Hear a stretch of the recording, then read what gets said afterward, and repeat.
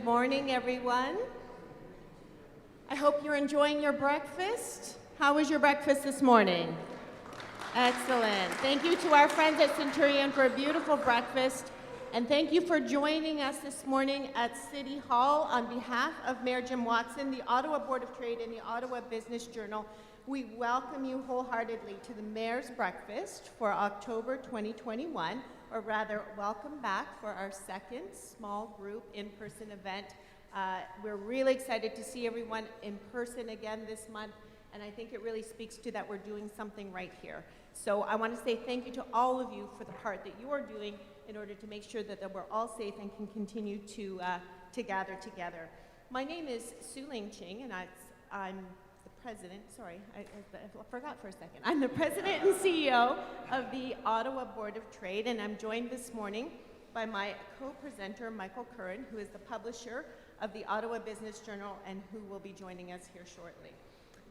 This Mayor's Breakfast features a discussion between Gord Wilson of Bell Media and Anthony LeBlanc, who is the president of business development with the Ottawa Senators. So perfect timing for you to be here at the beginning of the season, and we're thrilled to hear an update from you. Of course, Mayor Jim Watson will provide his City Hall update momentarily. I would like to take a moment to welcome two members of the Ottawa Board of Trade Board of Directors here this morning. Our chair, Ian Sherman, is here, joined us, and one of our board members, Wayne French, is here this morning, so welcome. And I'd also like to welcome two of our economic partners, Michael Crockett from Ottawa Tourism and Mark Kaluski from the Ocobia. So thank you for being here this morning as well. As we kick off the show, yes, thank you. As we kick off the show, we want to recognize the businesses and organizations that make these events possible for us, our sponsors. This morning, we would like to say thank you to our lead sponsor, Hydro Ottawa, our presenting sponsor, Commissionaires Ottawa, Enbridge, Algonquin College, La Cité, Rogers Communications, the Westin Ottawa, RBC, our global partner, Oakwood Designers and Builders, our speaker gift sponsor, Eamon Harden, our coffee sponsor, Capital Office Interiors and Steelcase, thank you, Jeff, and our caterers this morning, of course, Centurion. A big thank you to all of these sponsors. On behalf of the Board of Trade, just to give you a bit of an update, we continue to advocate on behalf of our business community at all levels of government to finish this fight against COVID and to prepare us for a strong economic recovery and rebound. Meanwhile, we also continue to distribute locally the rapid test kits for the use of businesses, small businesses in particular. And we want to say thank you to our partners at TCC for helping us distribute those at their locations. This is an important part of the list of tools that we are trying to provide so that businesses can stay open and safely welcome back customers and employees. We're also co-sponsoring a program with the City of Ottawa called the Post Promise, which stands for People Outside Safely Together.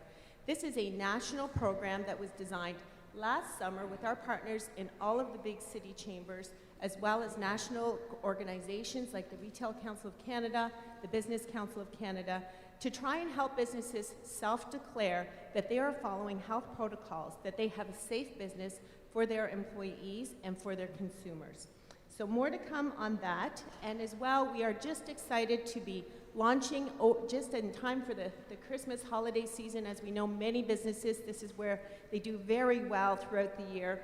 And so we're working together with the City of Ottawa, Ottawa Tourism, and Ocobia, as well as RGA, to launch a Shop Local program. So please keep your eye out for that, and wherever possible, shop local and promote others to do so. So I want to say thank you to the Mayor for his leadership and ongoing collaboration with the City of Ottawa during this time, as well as all of our economic partners. At this time, I would like to present our today's presenting sponsor, Paul Gangdon from the Commissionaires Ottawa. Welcome, Paul.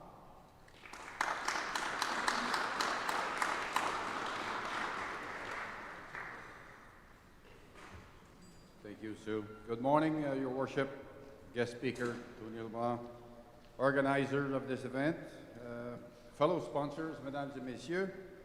Je vous souhaite la bienvenue. C'est un honneur de participer au petit déjeuner du maire. As you may or may not know, whether it's a member of the Canadian Armed Forces, the RCMP, or a police officer, or a person who shares their passion to protect people, property, and information, we show our gratitude by respecting them and honoring them. This is our social mandate. Over the years, in fact, since 1939, we've hired more than 30,000 of them, 4,100 today, or this year, or as we speak. We will continue to explore, expand, and innovate so we can offer more meaningful employment to those folks. Through the years, commissionaires have worked in a variety of buildings, performing many tasks, providing security solutions. At one time, it was mostly, in fact, it was solely guard services. Then it became vehicle patrol, foot patrol, surveillance, alarm response. We were there during 9/11. We were there 7 years ago, tomorrow, during the terrorist attack at the National War Memorial and on Parliament Hill on October 22nd, 2014. We've been there during crises, such as the 2018 tornadoes. And now, throughout the COVID-19 pandemic, keeping people safe and protecting their asset. But more than 15 years ago, we began to do much more than the work that commissionaires in uniform do. We venture into digital fingerprinting, background checks. We began to deploy mobile fingerprint units for VIP and group processing. We come and we go to your location. We also began to offer criminal record checks through our online web portal. Today, we at Commissioner Ottawa, we manage the largest digital infrastructure in the country with over 50 offices from coast to coast to coast. Today, we are working on, and very soon, Michael, look forward to announcing a modernization measure that will change this piece of the industry to advance the conveniency and the accessibility of these services and others.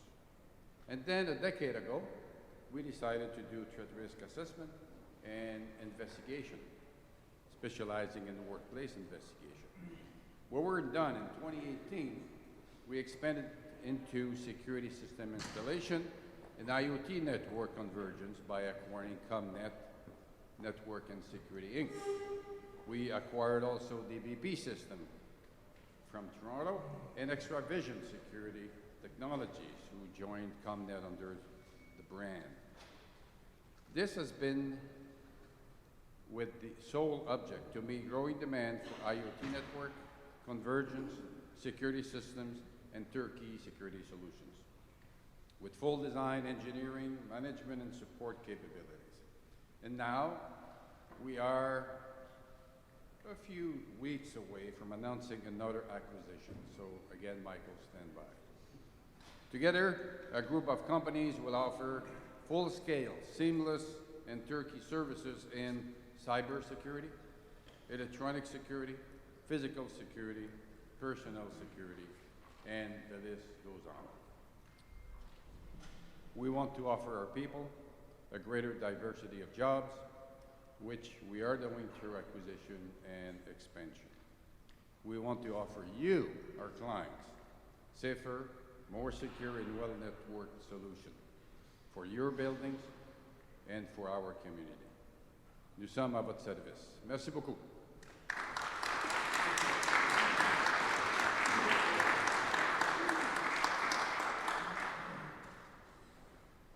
Merci, Paul, and thank you for your support.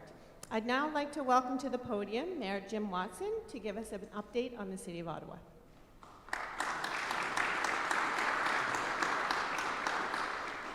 Well, thank you very much, Sue Ling, and bon matin tout le monde. Welcome to your City Hall, and thank you for coming out and to hear our guest speaker on a very appropriate day, and lots of excitement going to take place tonight at the Canadian Tire Centre. So, Anthony, thank you for making time in your schedule to be with us. it's so nice to see you in person and not have someone tell me I'm on mute 10 times during the Zoom call. So welcome to the Mayor's Breakfast, and I want to thank, of course, the Ottawa Board of Trade under the able and great leadership of Sue Ling and Michael Curran, who does remarkable work in so many aspects, particularly with the Ottawa Business Journal and the events company. And to welcome Anthony LeBlanc, who will be more formally introduced in just a moment. And of course, Gord Wilson, whose voice, you must get people turning their heads at the cash register at the grocery store when they hear your voice, because it is a very, very... That's right, yeah. That's right. That's television. It's always overshadowing world radio. But before we get to the main attraction, just a couple of updates on a couple of items. Very proud to report that Ottawa is doing very, very well when it comes to our battle with COVID-19. Of all the major large cities in Canada, we're #1 in terms of vaccinations for our population. We just hit a milestone just a few days ago. 90% of eligible residents have at least one dose, and 85% of Ottawa residents aged 12 and older are fully vaccinated. Alors, je suis tellement fier de la success de notre campagne. And with the vaccination campaign well underway, we're focused on supporting businesses and rebuilding our economy as life slowly comes back to normal. This week, Canadians from coast to coast to coast will be celebrating Small Business Week in Canada. In fact, I look forward to officially proclaiming the week, I believe it's tomorrow, with some local folks from the Board of Trade and small businesses in our community. And hopefully by this time next year, we'll be able to get together more properly to celebrate the sacrifices, particularly during COVID-19, and more importantly, the successes of small businesses. Just yesterday, I was visiting a small business, Trico Printing, in the Pean area. They manufacture 100,000 made-in-Canada masks every single day. It's a printing company. They had to pivot, the famous pivot word, I think that would be the word of the year, to a different line of business. They still do very well in the printing business, but they told me, they used to manufacture the poppies for all across Canada coming out of that particular operation. So we recognize at the city the great work and innovation that's taking place within the business community, but our business communities have suffered greatly. And that's why I was very pleased to bring forward a recommendation supported by our business leaders to adopt a new small business property tax subclass following a very tough year. While Ontario municipalities don't have a lot of tools in our toolkit to offer direct assistance to business, this is one of the areas that we can help out. Qualifying small businesses will be eligible for a permanent property tax discount of 15% phased in over 2 years starting in 2022. This relief will impact approximately 5,800 commercial and industrial properties across Ottawa, representing more than 10,000 small businesses. Thriving main streets, of course, are the foundation for healthy communities. And that is, quite frankly, why we brought that forward, because so many of these businesses, particularly in the restaurant and tourism, and Michael's here doing a great job attracting people, but the tourism industry got a big hit. The conference business, the Shaw Centre, and so on. So this is one way of us helping, and we extended the patio hours, we extended patio season, we waived the patio fees. I know, for instance, Pub Italia, the great character down on Preston Street, Joe from Pub Italia, told me he's saving about $8,000 as a result of the waiver of the patio fees. So every little bit helps when you're in a big fight like we've been in with the virus. Now, speaking of life returning to normal, we're excited about the start of the Sens season, of course, the signing of Brady Tkachuk. And his first performance with his new contract will be tonight at the Canadian Tire Centre. And with the Ottawa Senators' victory over the Dallas Stars on Sunday night, fans are excited to see Brady in his season debut as the Sens take on the San Jose Sharks. This brings us to our introduction of Anthony LeBlanc. Anthony was named President of Business Operations of the Ottawa Senators Hockey Club in April of 2020, and he was extended to a multi-year contract in November of that year. While navigating the pandemic season and preparing to welcome fans back to the Canadian Tire Centre, he recruited top-notch sports individuals and completely retooled the business side of the front office. Mr. LeBlanc was born in northern Quebec and raised in northwestern Ontario, allowing the bon franco-ontarienne maintenant. He graduated from Lakehead University in 1993 with a bachelor's degree in political science. He's been a sales and marketing executive for more than 25 years beginning his career with New Brunswick Telephone Mobility Dealership Network, and then went on to a successful career in IT with companies such as Corel, and most notably Vice President of Global Sales at Research in Motion, BlackBerry, of course, between 2000 and 2008. In August of 2013, Mr. LeBlanc and his partners in the newly formed ICE Arizona Acquisition Company purchased the Phoenix Coyotes from the National Hockey League. Within the first year of operating, the team had broken all franchise revenue records, and Mr. LeBlanc continued to serve as president, CEO, and alternate governor of the Arizona Coyotes between 2013 and 2017. In December of 2014, ICE Arizona sold a 51% interest in the franchise at a valuation that was significantly higher than what was paid for the team 17 months earlier. And in 2017, Anthony, along with the president of hockey operations, Gary Drummond, finalized the transaction to sell the remaining 49%. That same year, Mr. LeBlanc and Mr. Drummond, along with Bruce Bowser, chairman of AMJ Campbell Van Line, formed Maritime Football Limited, a company focusing on acquiring an expansion franchise in the CFL to be located in Halifax. There's no doubt he's had an impressive career so far, and it's my pleasure to welcome Mr. Anthony LeBlanc and Gord Wilson to take the stage and tell us all about this exciting upcoming season at the Ottawa Senators. Thank you. Merci.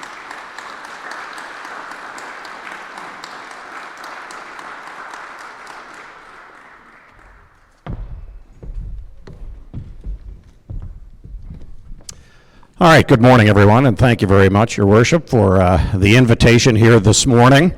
Last breakfast I had was on the road in Los Angeles. I think it was March the 11th. It was the day of the game, March the 11th, 2020. It was a small diner called The Pantry in downtown Los Angeles. It opened in 1927, and its claim to fame was that it only closed its doors for 3 days since 1927. Yeah, it was only cleaned 5 times since 1927, so this is a way swankier breakfast for me this morning.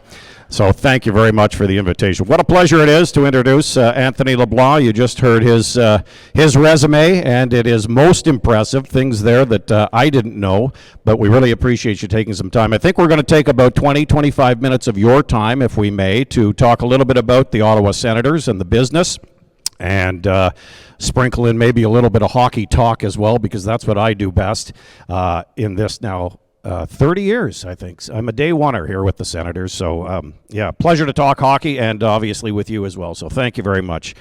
You've been in your role now for about a year, or a little more than a year, obviously. Yeah, a lot more than a year. President of Hockey Operations. I just want to start by asking and getting your opinion on how things have been settling in back in, well, essentially, we'll call it your hometown here. It's been a home of yours for a long time. Yeah, it has been, and thank you, Gordon, and thank you, Mr. Mayor, for the wonderful introduction. Always fun to hear your background told back to you and realize how old you are. Su Ling and Michael, thank you for your sponsorship and chairing of this breakfast. It's a thrill to be here.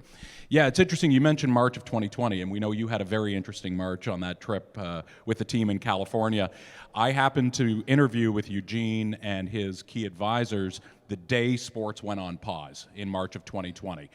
So it was an ominous beginning, but it's, you know, we're at the point now we've had 2 games in the building with fans in attendance, and yes, tonight is very exciting. We have Mr. Tkachuk back.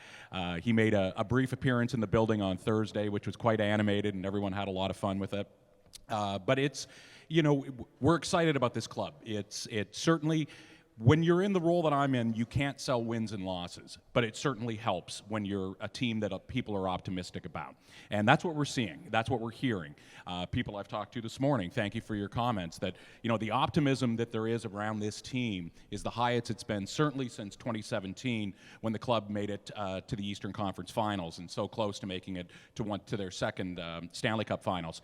But the reality is, we are working, like everybody in this room, to try to work on consumer confidence. That is our biggest challenge right now.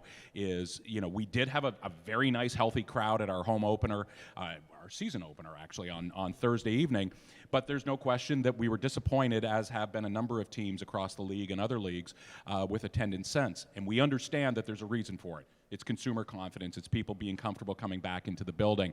So that's certainly one of the areas I want to touch upon today, are some of the very important things that we've done to ensure that people have a very safe experience and that the environment is fully safe. And one thing I will say before I turn it back to you, Gord, with the next segment, there has not been a super spreader event at any big sporting event in North America since we've started bringing people back. That is important. That is important for everyone to understand that every one of us in the professional sports world are working aggressively to ensure that these environments are as safe as possible, and we feel proud that we feel we've accomplished that. Let's talk a little bit about the NHL's protocol. Obviously, it's a multi-billion-dollar industry, and it's fan-based, and it has to protect the fan base. Can you just run through a little bit, if you may, on the protocols, the COVID protocols getting into Canadian Tire Centre, because it's different.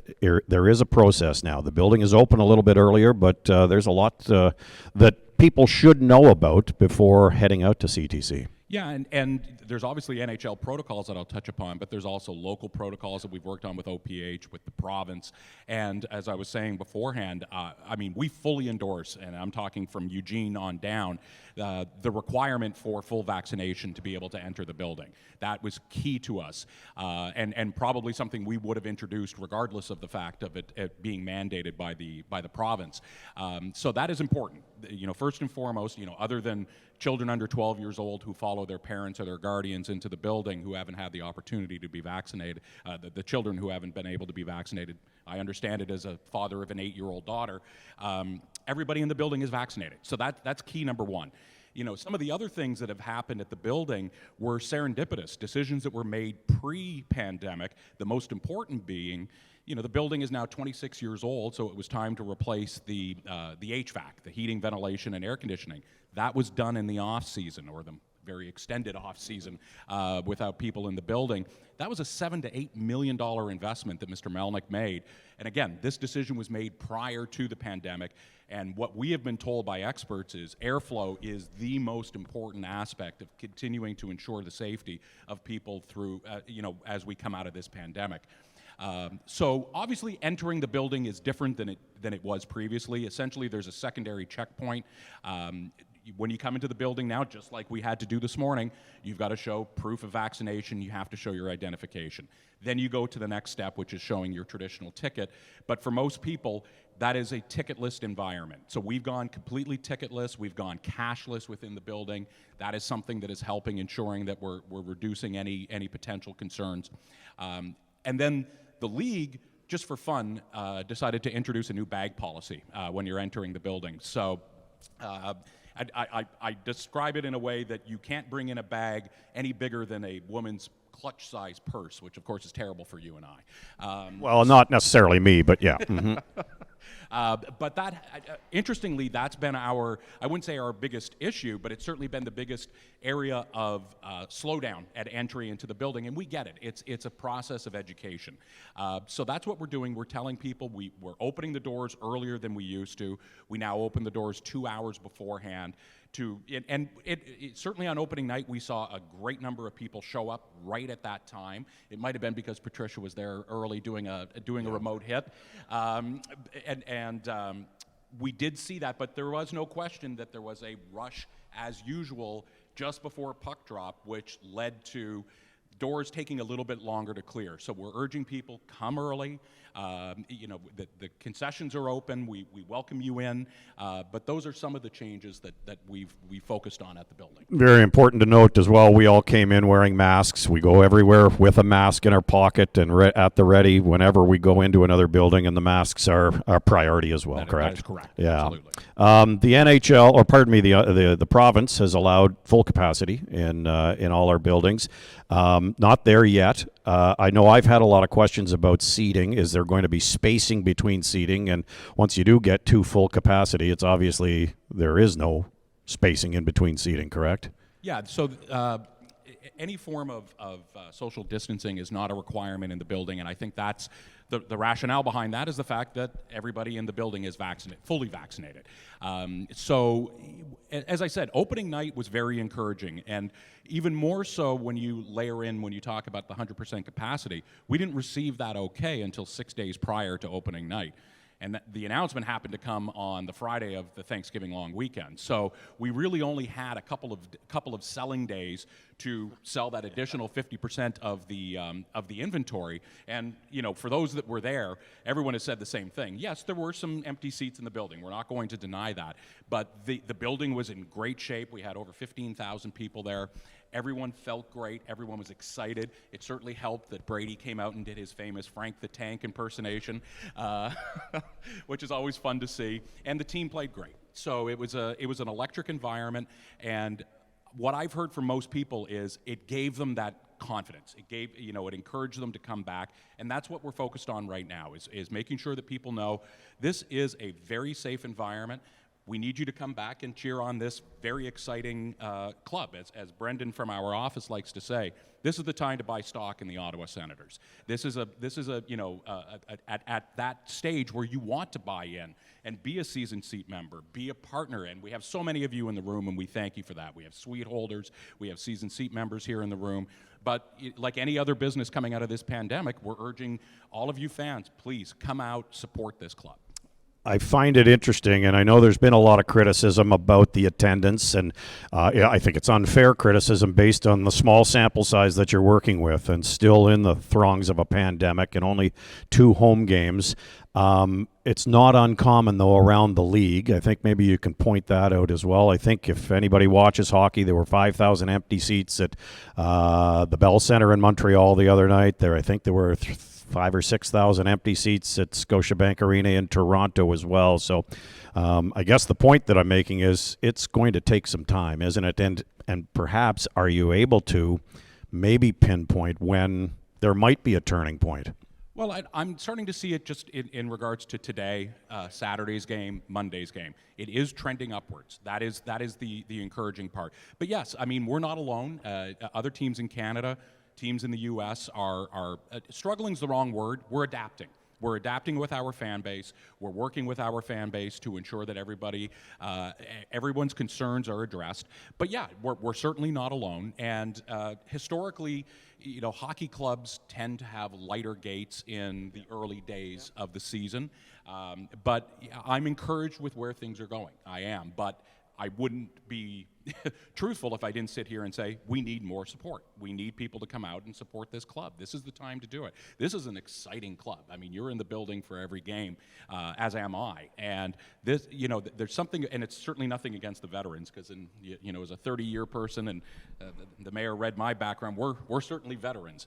But this youth movement that Eugene and Pierre have worked on over the last couple of years is really starting to show the fruits of that labor.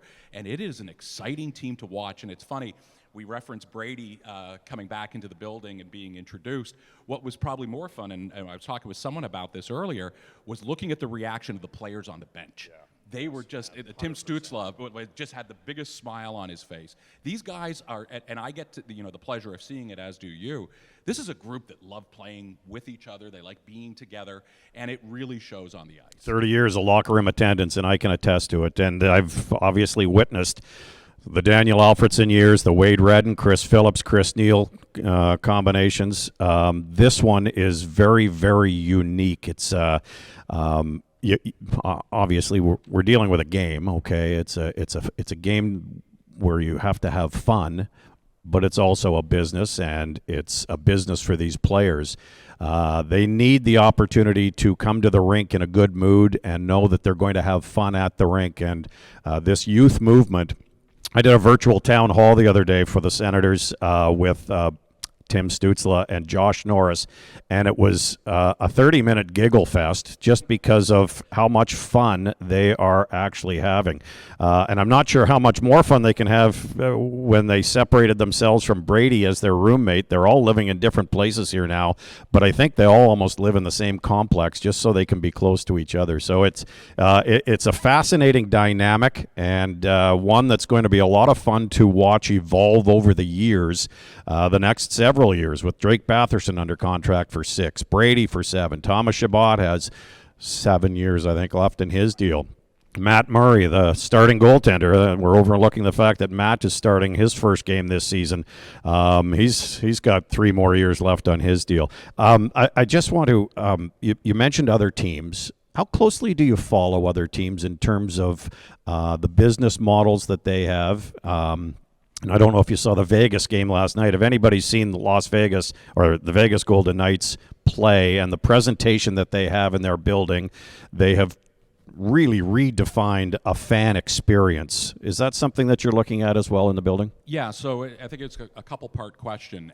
I know Eugene was surprised when I started, and I told him the amount of interaction there is on the business side of the NHL between the clubs. That is, because the reality is every club wants to see the other teams do well on the attendance side, on the revenue side. Obviously, Pierre and his colleagues aren't calling up each other asking them what their tips and tricks are.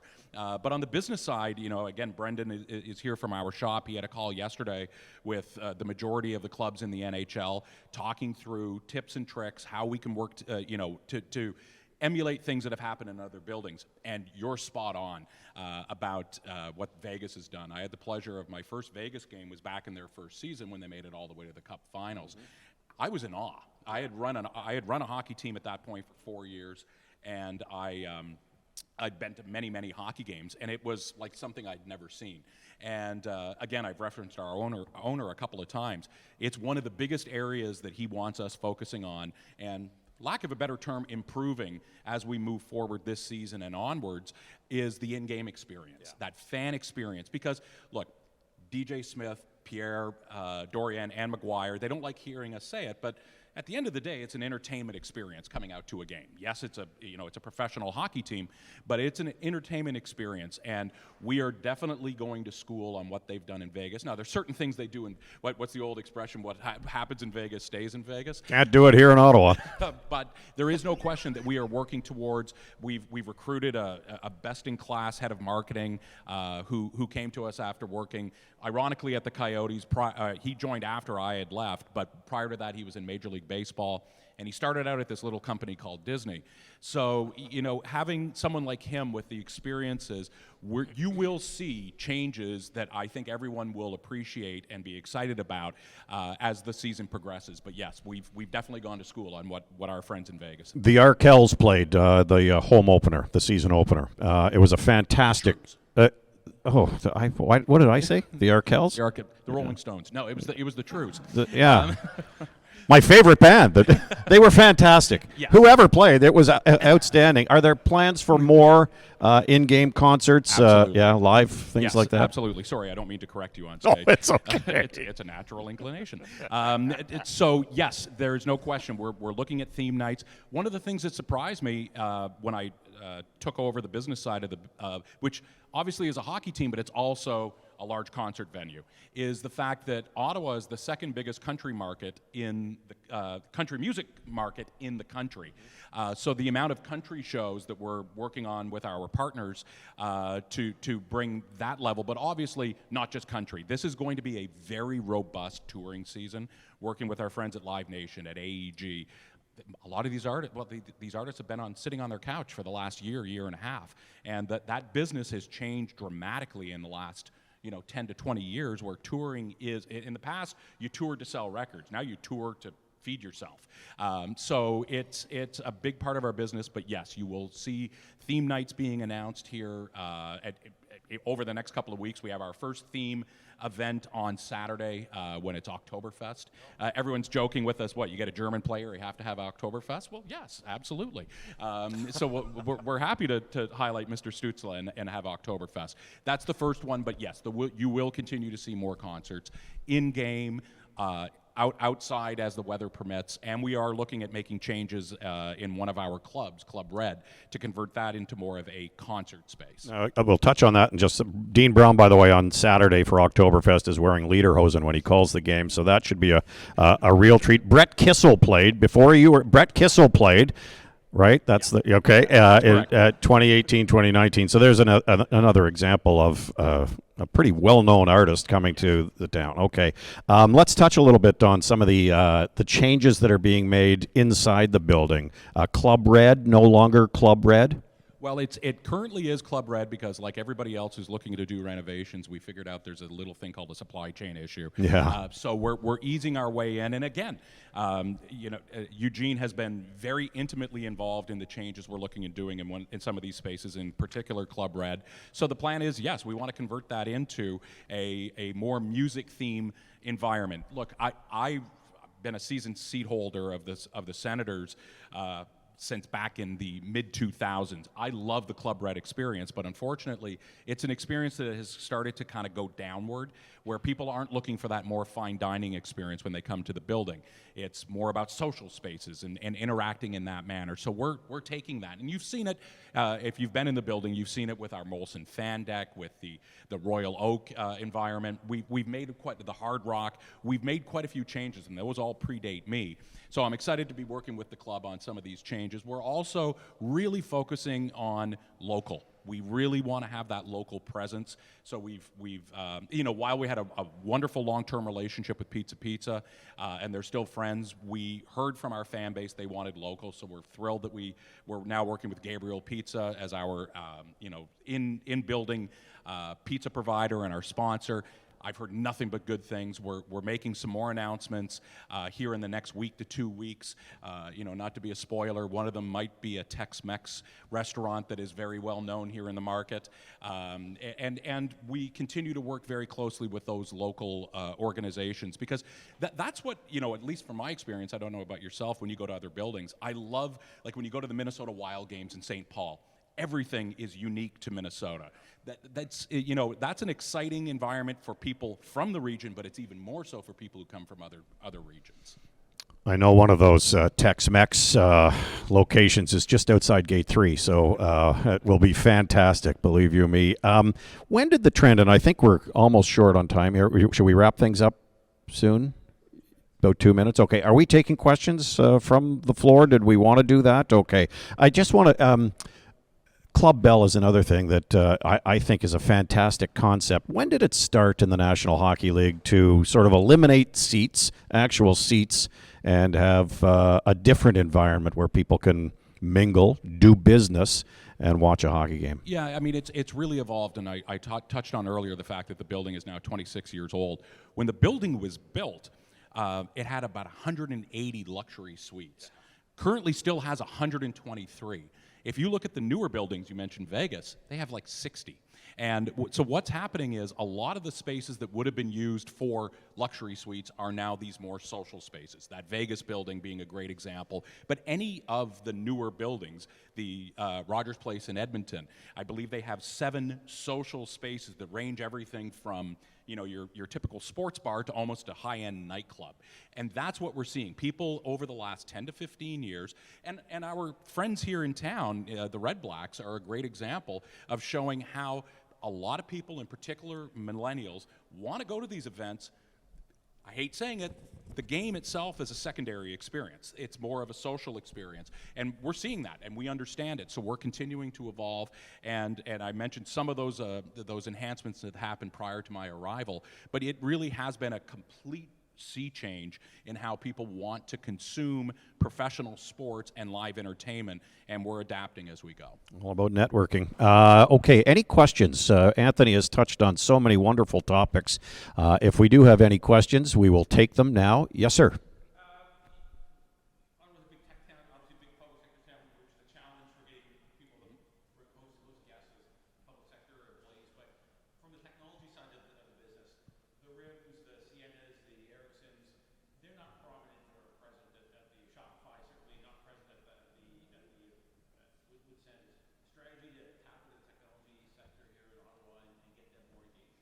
Well, you know what? A big part of it are events like this.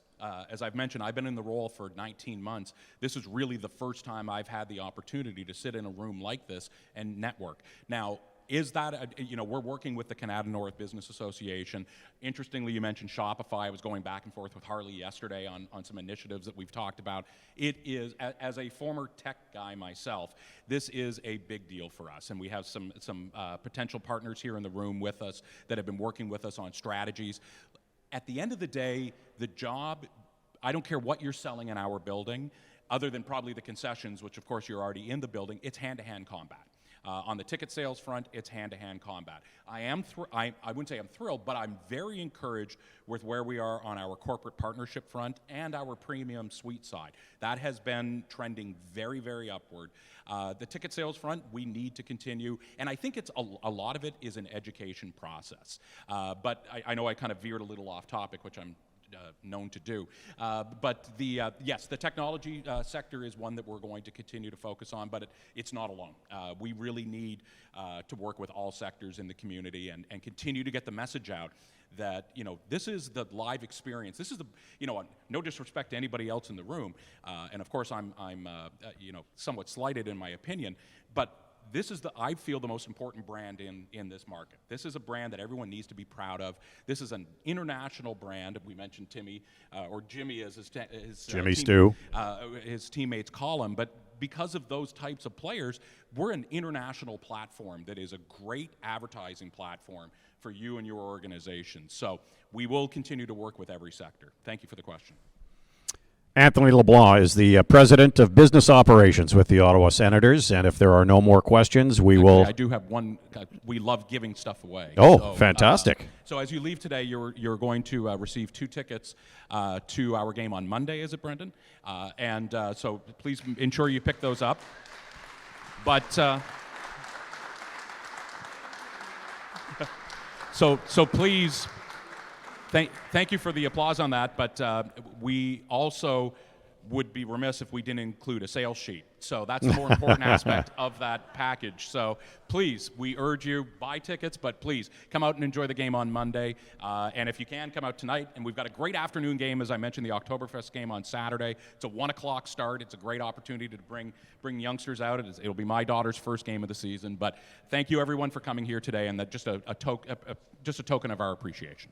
Thank you.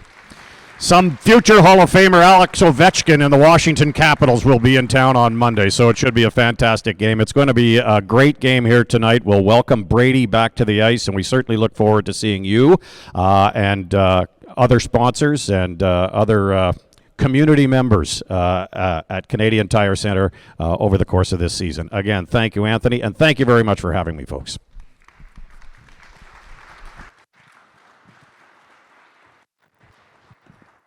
Good morning, everyone. My name is Michael Kern from the Ottawa Business Journal. A big thank you to Anthony and Gord for that great conversation. Gord, so many of my fond memories of the Ottawa Senators are wrapped up in hearing your voice all the way back to 1992, so it's great to hear you here this morning. And Anthony, because I'm such a business geek, you know, when I saw you were posted, I went quickly to your LinkedIn, and of course the thing that jumped out to me and endeared me to you and said, this guy might have it, is the Corel 1996. This guy was at Corel in 1996 with Copeland. That's cool. That guy gets Ottawa and gets the technology sector. So, Scott, to your question, I think maybe we've got a president here that can make some waves in the local technology sector. And of course, your experience at BlackBerry as well speaks well to you. So on behalf of our audience here today, I wish you great success. You know, win or lose on the ice, Ottawa's a stronger business community when the Senators are doing well here. And you're absolutely correct in terms of the brand lift that the Senators provide this city. You know, I'm old enough to remember this city before we had an NHL franchise, and we are much better positioned. You know, we have people here from Ottawa Tourism and that's right, Ross, yeah. We're such a stronger city with the Sens, so we need a strong hockey team and a strong operation, so we're wishing you complete good luck on that. And of course, we heard the appeal for local businesses to get involved. Brendan Duval sitting just behind you there. Brendan's a regular attendee at our event, so he's the connection for everyone here in the room to get involved with the Sens. So good luck with that, and good luck. So exciting to see Brady Tkachuk, of course, take the ice for the first time this season with his brand new 7-year contract. So thank you so much. We're going to conduct a business draw, and we've got a signed Ottawa Sens hockey stick. So I'm going to make my way over to you, Anthony, and I'll get you to draw one of these tickets.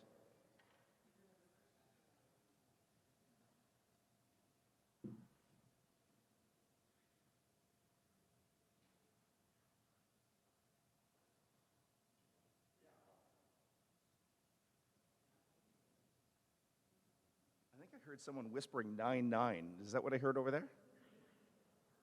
Are you serious? It's 994.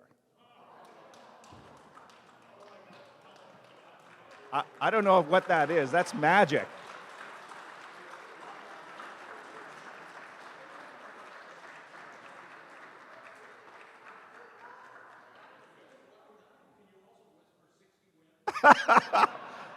That was pretty freaky. In fact, I'll just keep it here as evidence because that was pretty surreal.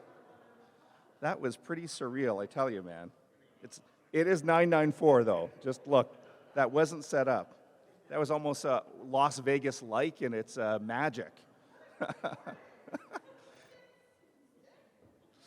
A couple notes, OBJ, and we'll wrap up here in just a couple minutes. So Ottawa Business Journal related notes. In celebrating our 25th anniversary about a year ago, we made a commitment to extend our editorial coverage to outside of Ottawa, to Eastern Ontario. So all the way from Kingston to Renfrew to Cornwall to Hawkesbury. And we're building what is effectively a sister publication to the Ottawa Business Journal called Eastern Ontario Business Journal. I wish there was a bit more of a smooth brand on that. But we're very happy to have published our second ever issue, distributed to 20,000 businesses outside of Ottawa in that area. We have a great cover story called 49 Power People from Eastern Ontario. We identified 7 different sectors, so technology, tourism, manufacturing, so on and so forth, and found the 7 leaders. And even after my 22 years at Ottawa Business Journal, I was blown away that I don't really understand the regional economy when you get outside of Ottawa. The manufacturing economy, aerospace, food processing, logistics, it's quite amazing to see. We are distributing some limited copies in the Ottawa, but like everything these days, there is a digital aspect of this. So you can go to our main website, excuse me, obj.ca, scroll down, and there's a thumbnail that says Eastern Ontario Business Journal. It's well worth the read, well worth the read. I learned so much myself in doing it. So that was very exciting. Of course, we're doing lots of things on video these days, lots of podcasts. I'm hosting something called Behind the Headlines with my colleague David Solly and special business guests. Also, lots of things to check out on YouTube, more than, I think, 1,200 videos now. And I encourage everyone here, if you want to stay in the know on local business, please subscribe to our weekday email newsletter. That's Monday to Friday. Just once again, go to obj.ca and sign up for it. We have thousands of local business executives reading it, so it really is kind of a need-to-know type thing. As we wrap up this morning, I want to recognize a couple of our sponsors once again. Our lead sponsors, Hydro Ottawa. Our presenting sponsor this morning, thank you, Paul, was Commissionaires Ottawa, Enbridge, Algonquin College, La Cité, Rogers Communications, the Westin Ottawa. I'll be talking about you in a second. RBC, Oakwood Design and Builders, our gift sponsor, Eamon Harnden, who will be providing a gift to you, Anthony, here this morning. Thank you to them. And our coffee sponsor, Capital Office Interiors. This is Small Business Week, as it was indicated before. We had a great event called the Small Business Summit on Tuesday. Suling interviewed the CEO of BDC, which of course plays a massive role in the national and regional economy. So that was a great discussion. I also hosted a panel called the Growth Secrets of the 40 Under 40, which I thought was lots of fun. And we had some tips for SMEs. So you can catch that all on either the Ottawa Board of Trade YouTube channel or the OBJ YouTube channel. The Bobs, so the Best Ottawa Business Awards are coming up on Friday, November 19th. We will have limited seats available at the Westin 22. I think one of the most beautiful venues overlooking downtown Ottawa, so we're very excited by that. We've already announced, and she was here last breakfast, our CEO of the Year, Catherine Tremblay. We are just about to announce our Lifetime Achievement recipient, so a big announcement coming next week, and making some final decisions on CFO of the Year. We've got some terrific candidates. I think you'll be excited to see who that selection is. So once again, that's Friday, November 19th, limited number of tickets at Westin 22. And then, once again, in partnership with Rogers, a fully professional TV production, in fact, that Ian will be working on right there. He just shrugged. on Thursday, November 25th. Thursday, November 25th at 8 p.m., a 1-hour show to recognize all of the incredible businesses that are continuing to thrive and survive. The next Mayor's Breakfast, very excited with this, again, will be on Friday, November 19th. We have the National Chief of Assembly, First Nations, Roseanne Archibald, with us. So that is a wonderful speaker. I encourage you to buy some tickets early. I'm sure that one will sell out. So on behalf of OBJ, the Board of Trade, and Mayor Jim Watson, thank you so much for joining us. See you at the next event. Bye-bye.